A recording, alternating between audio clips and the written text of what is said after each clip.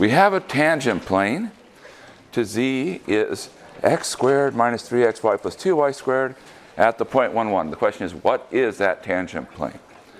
And we have 5 options here.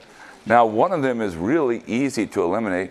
Does anybody know the really easy to eliminate option? E is easy to eliminate. You see why E is easy to eliminate. If you plug in 1, 1, what should you get?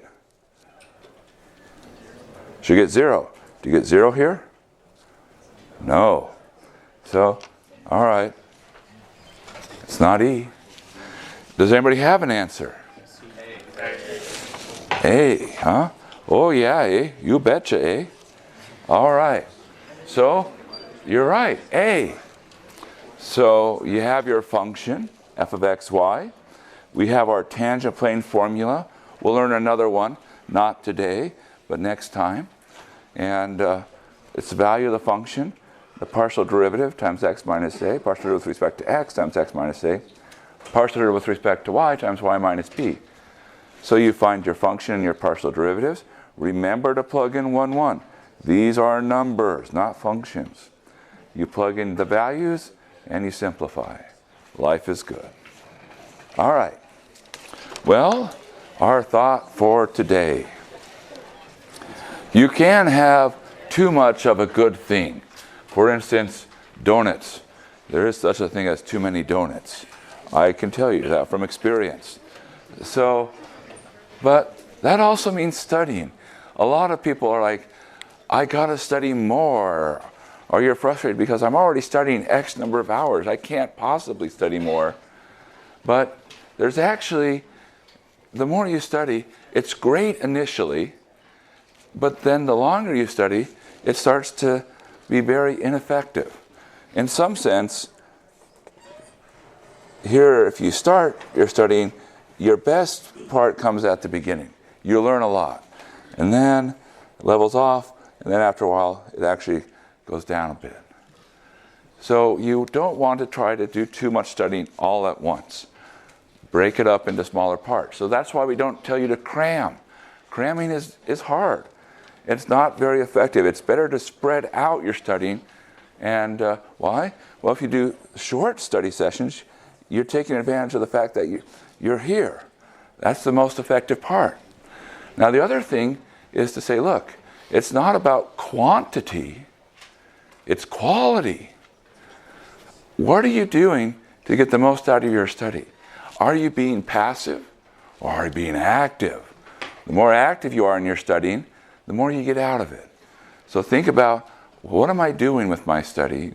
How can I get more with the same amount of time, or possibly even get more with less? All right, so that's thought for today. So, what we didn't get to last time is a discussion about sort of explicit functions versus implicit functions. Now, an explicit function it's a function where we can see the machinery. We know a rule. Now, every function, there's a machine. You have inputs and you get outputs. Now, an explicit function is a machine where we're able to look inside.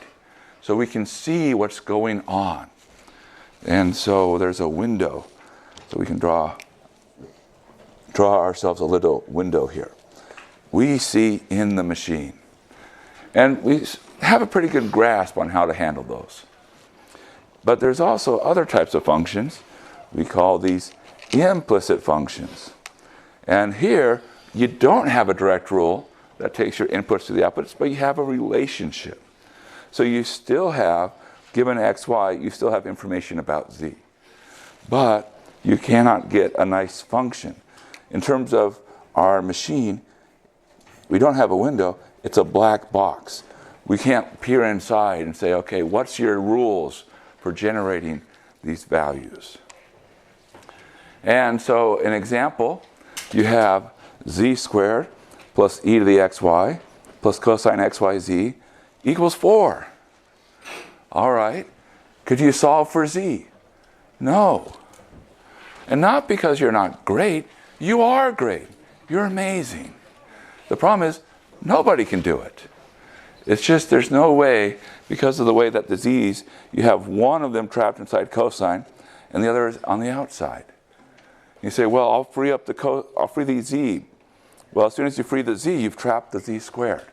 And it's just hopeless. You get into a cycle, you'll never get out. All right. But we still see that z depends on x and y. And so we'd like to ask questions. And of course, being calculus, we like to ask calculus-flavored questions. So what's the typical question we might ask? Well, we might ask the following question. How does z change with respect to, and we'll spell this out here, the variable x? That's one question we could ask. And what about with the variable y?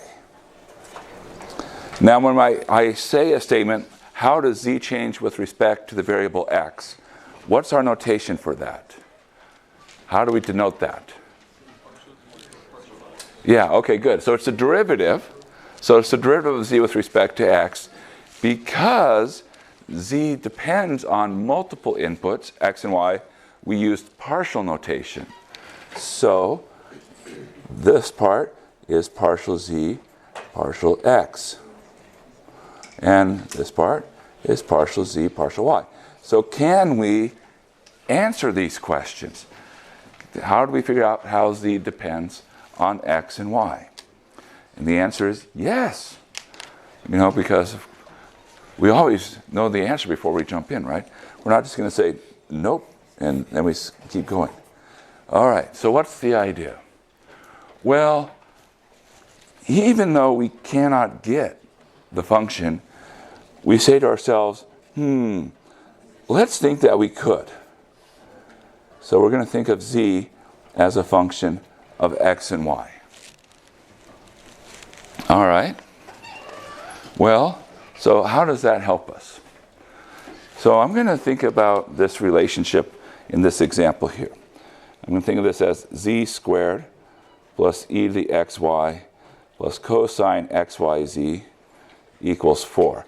And from here, I want to try to think of this as saying, look, over here, I have a function of xyz, and in this case, I have a number equals 4.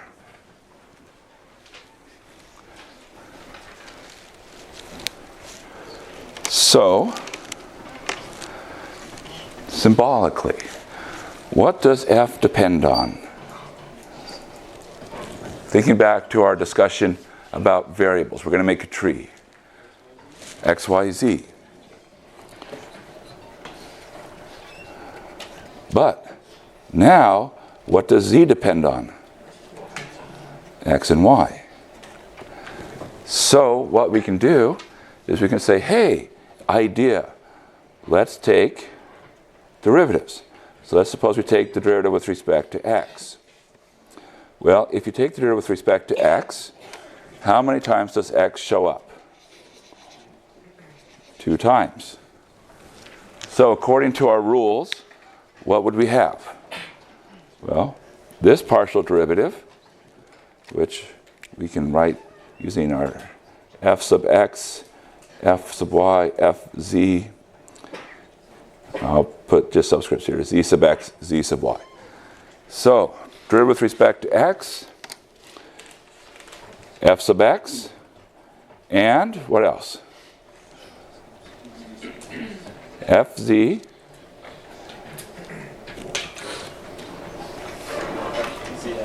and z sub x. And z sub x, by the way, is this partial z, partial x. Equals, over here, 0. So we can solve partial z, partial x is equal to, you subtract fx, divide fz. That's the generic formula. We'll do it in practice. In practice, you don't memorize the formula. You just say, all you have to do is just remember this. This is the key for implicit differentiation. Everything else just follows. Do the same thing for y, and we'll skip the intermediate steps because it's not going to be very surprising. The only thing that's really changed is wherever you see x's, you put y's. All right, so let's do an example. Here we go. Here we go.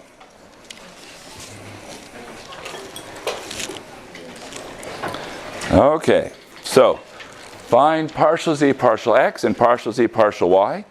Given we have z squared plus e to the x times z plus cosine x plus y minus y cubed z equals 4. All right, so we begin. And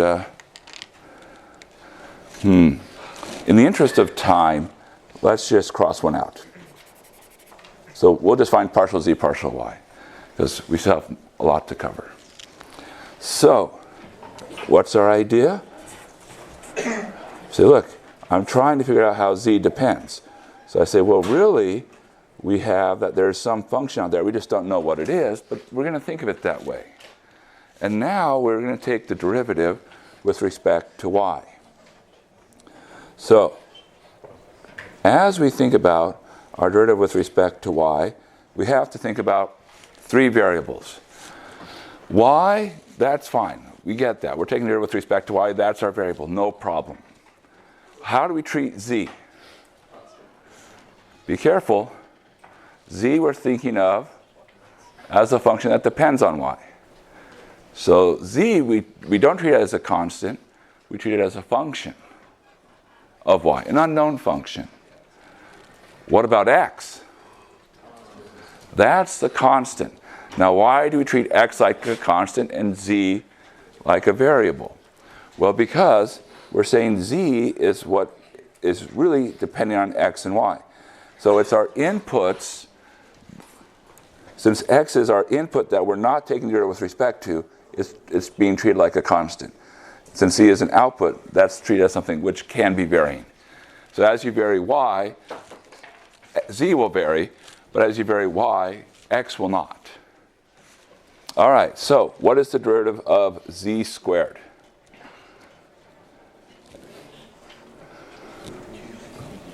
Well, there's a 2z, and then a dramatic pause, lingering, as though to enjoy the moment.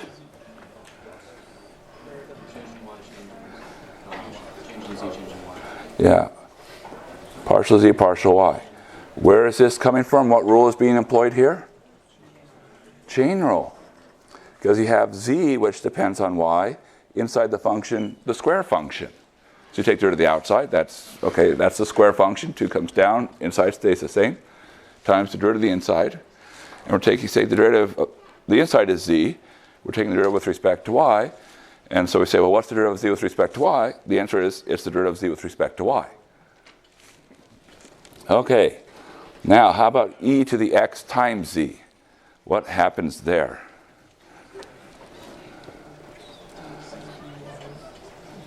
Well, e to something is always e to something times, what's the derivative of xz with respect to y? So x is a constant. Z does depend on y. So the constant times partial z, partial y. All right, how about the next term? Derivative of cosine x plus y. What will that be? Minus sine x plus y. Anything else? No, that's it. Because the derivative of the inside, x plus y, the derivative of that with respect to y is 1. Okay, the last term.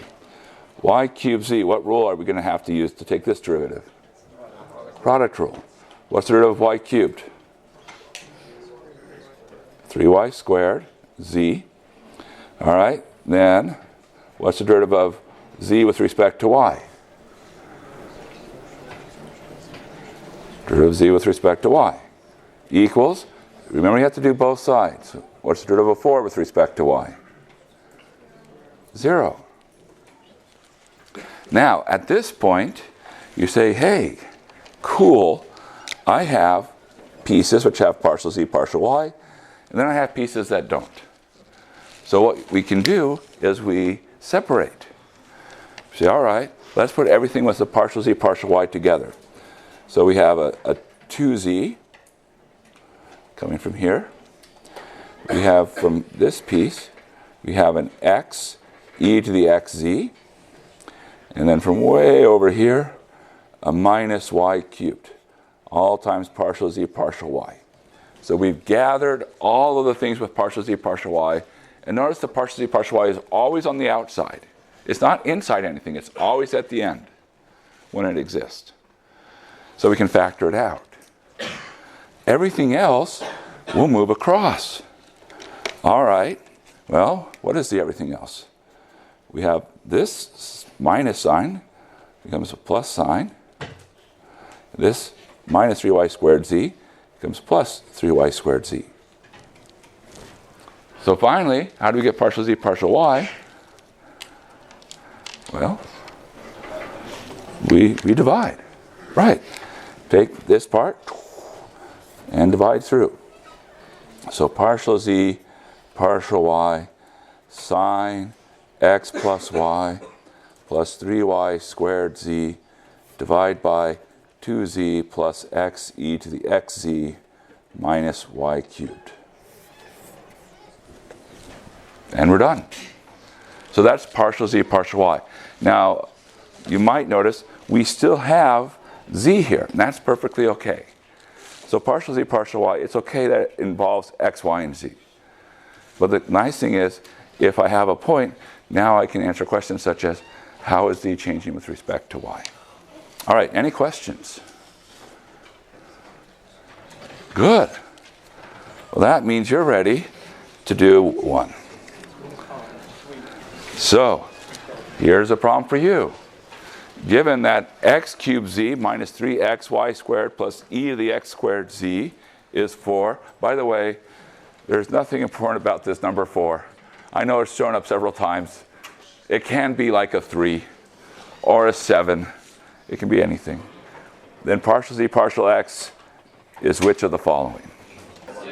A, B, C, D, or E? C. Oh, great. You guys were amazing. Now, here's the whole thing worked out.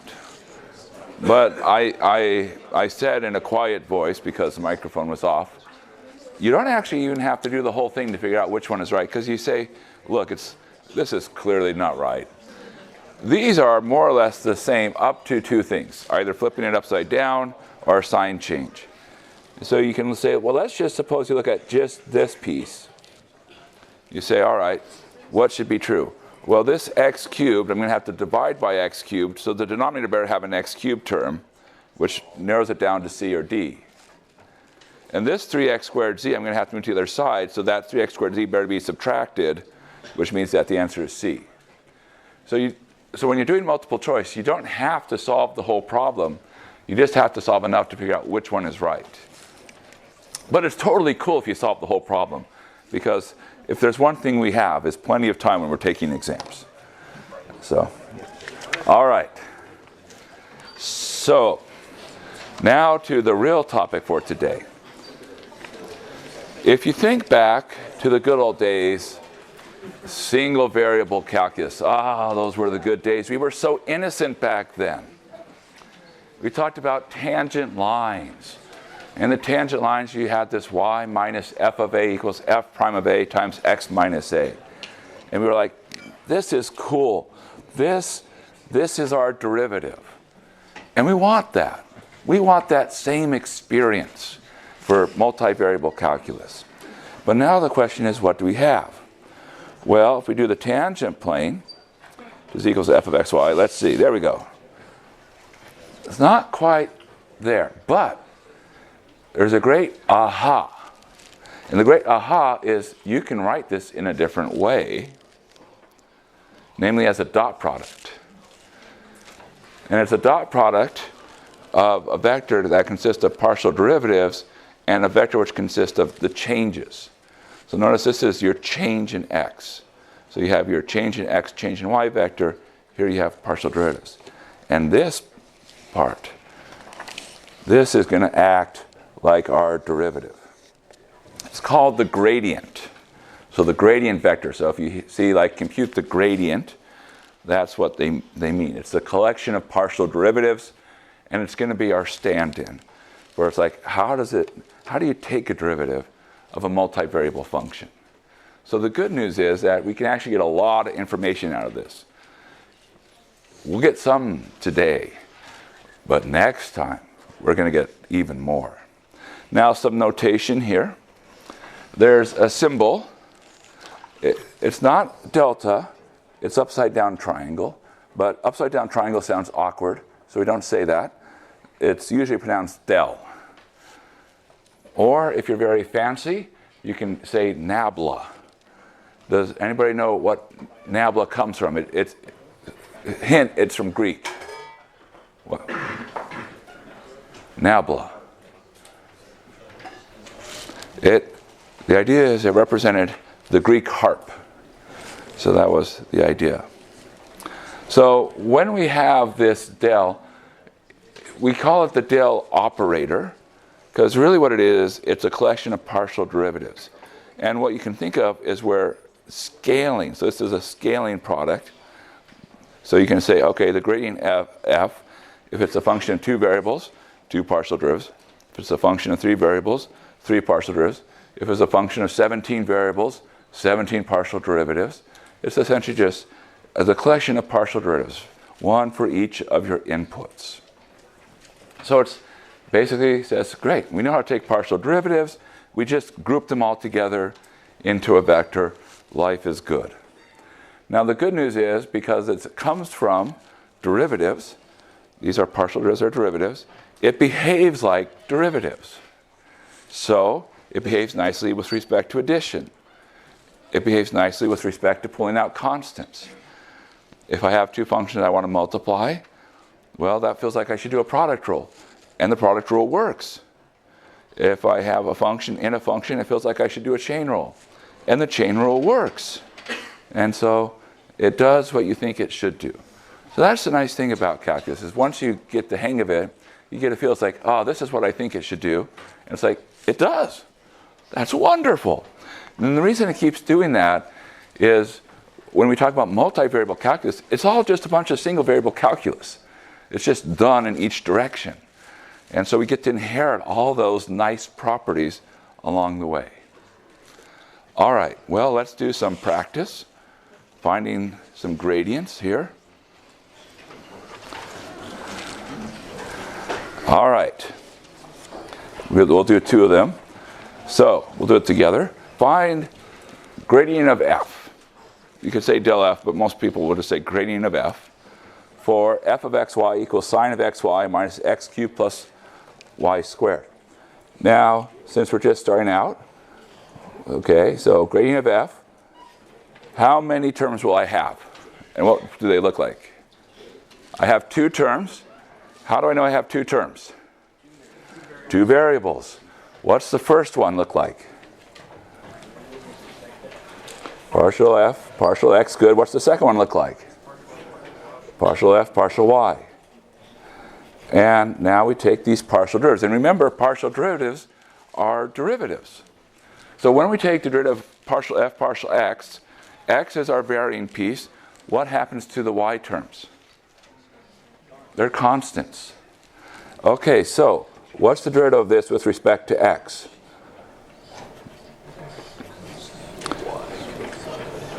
Good, y cosine xy and minus 3x squared, and that's it. Right, because y squared is a constant. Partial f, partial y. What does that look like? X cosine xy, taking the derivative of sine and using the chain rule, and 2y. And now what? We're done. We were after the gradient, we found the gradient. Life is good. Okay, Well, now let's do another one. So here, function is h. How many terms will be in our gradient? 3. How do we know that? There's 3 variables. Good. See, we're learning the notation. And notice, this is not x, y, z. Does it bother us that we're using something other than x, y, z? Okay, maybe it bothers us. But do we have the tools to solve it? Yes. And of course, here, this is the, you read this, "Huss up!" Right? Right? "Huss up!" Yes? No, all right. So, gradient of h, what will be our first term? Partial h, partial z. What's our second term? Partial h, partial u. And our third term? Partial h, partial p. Now, how did you know the order was ZUP?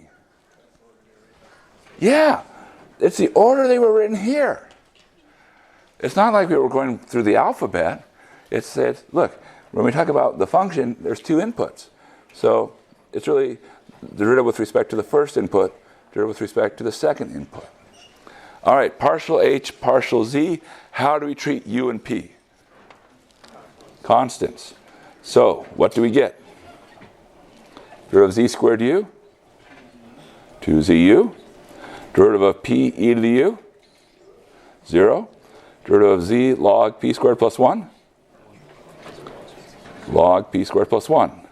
It's z times a constant, comma. Partial h, partial u. Derivative of z squared u with respect to u, z squared. Derivative of p e to the u with respect to u, p e to the u.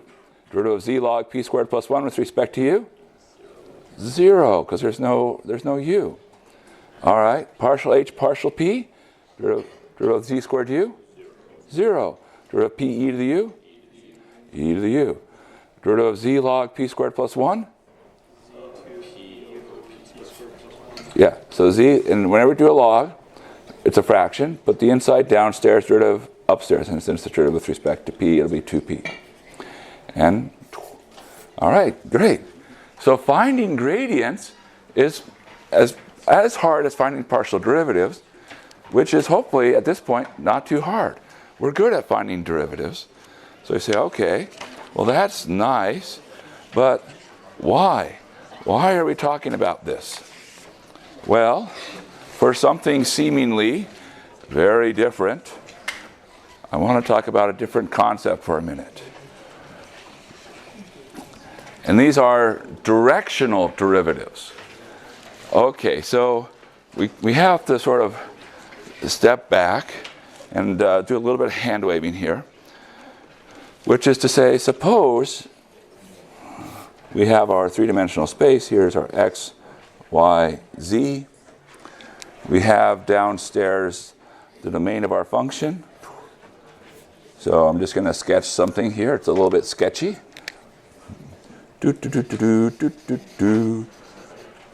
Okay, and we'll go up. I probably should have drawn this ahead of time. All right. Okay, so we have our z equals f of xy surface upstairs. And we have our point P downstairs. So here's P. Now, we've talked about 2 special derivatives. One derivative says, suppose we look in the x direction.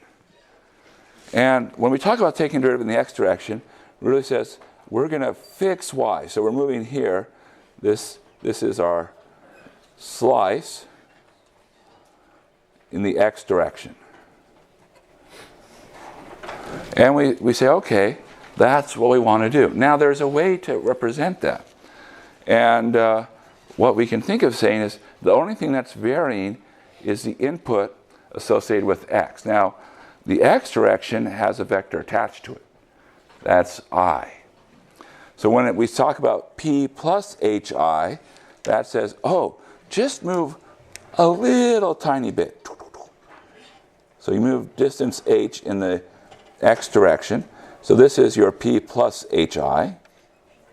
Yeah, it's too crowded, this picture. Okay, it's already bad. P plus HI, there we go. And now, f of P plus HI minus f of P is you're looking upstairs. You have your f of P, you have your f of P plus HI. You're looking at change in output over change in the input, and essentially how far did you move? And that gives you a derivative. Okay, great, fine. But then we had partial f partial y. We said, okay, what's happening there? Well, in that case, we're holding x fixed, and we're moving purely in the y direction. So we can represent the y direction as this vector j. So now you move a little bit, and you say, okay, how far did you move? Well, you have your point P plus hj. So just move a little bit in the y direction. And again, we have a point, and we can talk about what's going on upstairs. So the partial f partial y, we can write in this way. Well, those are just two directions.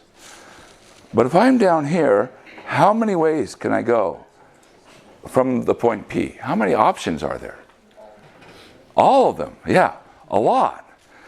The x, only changing y, is limiting. What if I don't want to move in that direction? What if I want to know what's happening in that direction? How is it changing upstairs, moving that way? So we want to talk about a directional derivative. So we're specifying the direction that we're changing our input in. So we have notation.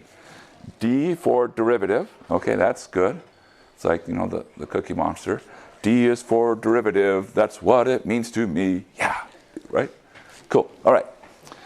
U is direction. When we talk about direction, we represent direction with vectors, but very particularly unit vectors. So we always represent our direction by a unit vector. So that's the derivative in the direction given by u of the function f at the point P. So there's a lot of notation crammed into here. And what does it look like? Well, as limit as h goes to 0, we move from our point a little bit in the direction that we're interested in and compare it to where we're at just p divided by h.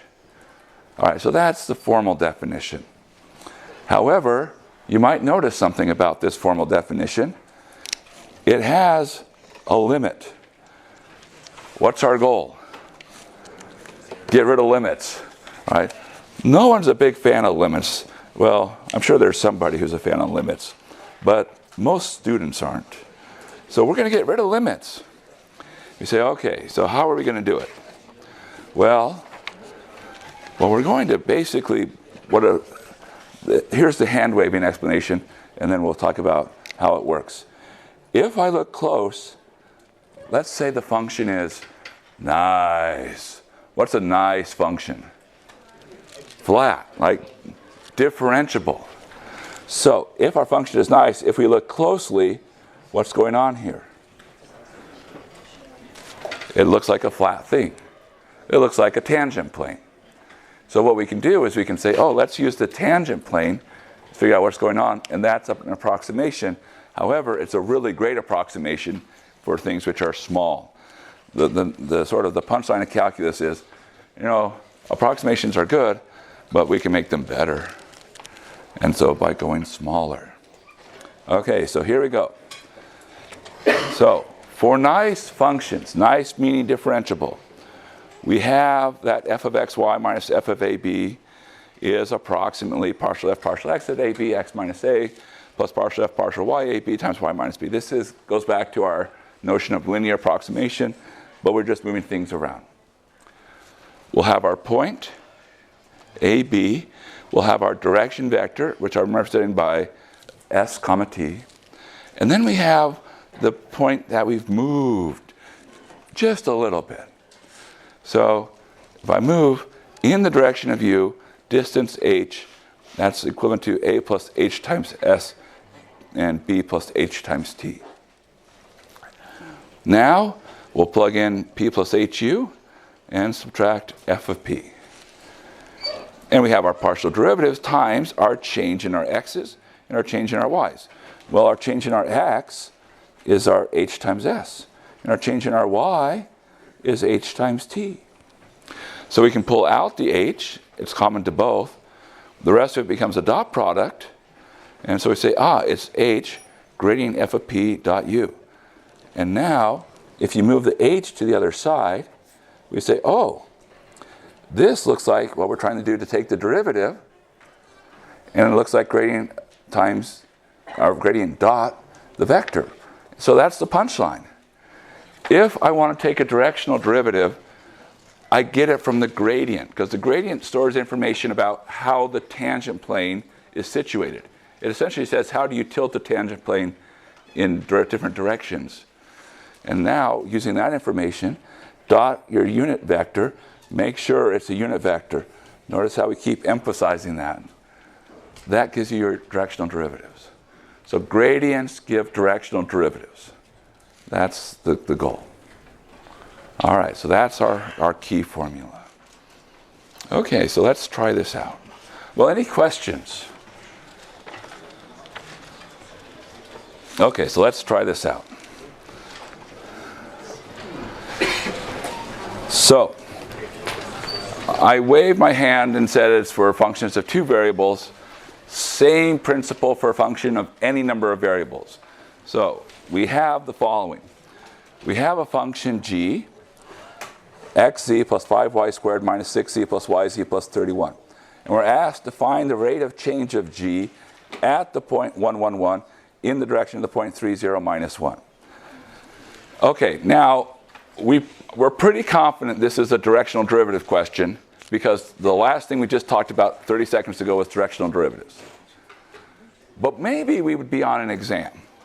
What are some clues that say directional derivative? What are some words that we're picking up on that tell us directional derivative? Yeah, direction means direction. Rate of change means derivative. We see direction and derivative. So we're like, directional derivative. And once we see directional derivative, as soon as we see that we're in that setting, we're like, oh yeah, we just have to take the gradient dot u. Well, I guess we should have a bigger thought. We have to take the gradient at the point dot u. Okay, so what do we need to find? We need to find two things.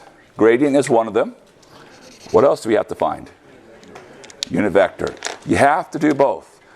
And it doesn't matter which order you find it in. Which one do you want to start with? Gradient. All right. So first thing is take the partial derivatives. And so g sub x, g sub y, g sub z. In the interest of time, let's go quick. Derivative with respect to x, z, 0, 0, 0, 0. Derivative with respect to y, 0, 10y, 0, z. Derivative with respect to z, x, 0, minus 6, plus y. And of course the 31 never changes. So there's no change. Okay, now, what do we need to do with this gradient? Plug in the point. Which point? At the point 1, 1, 1. So this is the point we plug in. So gradient g of p, that's gradient of g at 1, 1, 1. Now the nice thing is 1, 1, 1, you just add coefficients. 1, 11, negative 4. All right, so that's our gradient g. We're halfway done with this problem. And we feel like we've only just begun. Okay, now, what's the other half? Unit vector, u, good. So, is this our unit vector? And why not? It's a point. Good. And even if it were a vector, would it be a unit vector? No. Okay, so we weren't given a vector. So what do we need to do? We need to make a vector. So you say, look, we're starting at 1, 1, 1, and we're going in the direction of the point 3, 0, minus 1. So what vector goes that way? 2 in the first coordinate, -1, -2. Is that our unit vector? No, but it has the right direction. So small victories. So what's wrong with it? Magnitude. So we've got to find the magnitude of that vector. So that's the square root of 4 plus 1 plus 4. That looks like square root of 9, which is 3. Divide, and now we have our u. All right, are we done now? No, but we're really close. Final thing is we have to take this dot product. 1, 11, -4, dot. 1/3, 2, -1, -2. The 1/3, we can just put in front. And we do our dot products. 2, -11, plus 8. Well, 2 plus 8 is 10. Subtract 11 leaves us with -1/3. And there you go. So that's the rate of change from the point 1, 1, 1 in the direction of the point 3, 0, -1. So we have about 90 seconds. Enough time to try your hand at one. Find the directional derivative, our function x cubed y plus 2xy at 1, 1 towards the point 4 minus 3. Does anybody have a guess? C. But you know the process. That's good. So next time we'll do more about the gradient. Have a good day.